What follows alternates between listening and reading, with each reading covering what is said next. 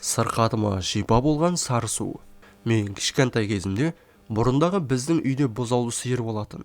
Анам соны сауып айран ұйытып май алушы еді, сүзбе жасайтын, ал одан алынатын сары суды маған ішкізуші еді.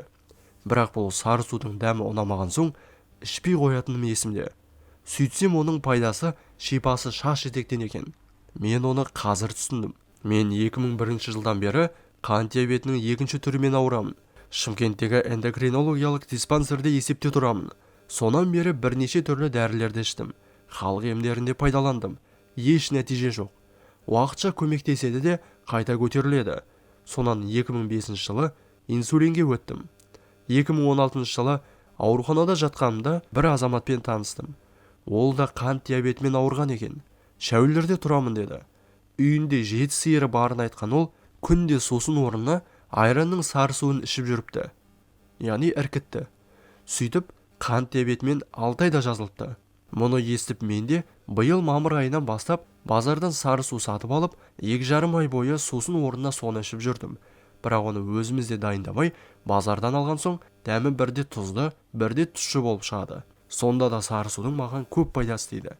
Қандағы қант мөлшері 8-9 болып жатыр, ал бұрындары 18-22 болатын. Айранның сары суын ішуді жаз бойы тоқтатпас едім.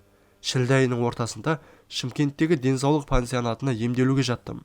Сары суды ішу сол кезден бастап үзіліп қалды. Енді қайта жалғастырайын десем, жаздағыдай емес, сары суды табу қиындап қалды. Алла бұйыртса, келесі жылы көктемнен бастап жаз бойы тағы да сары су ішемін деп жоспарлап отырмын. Айтпақшы, сары су бүйректегі тасты ерітеді екен. Адамды артық салмақтан арылтады. Яғни дәрі-дәрмек пен диетасыз арықтайсыз.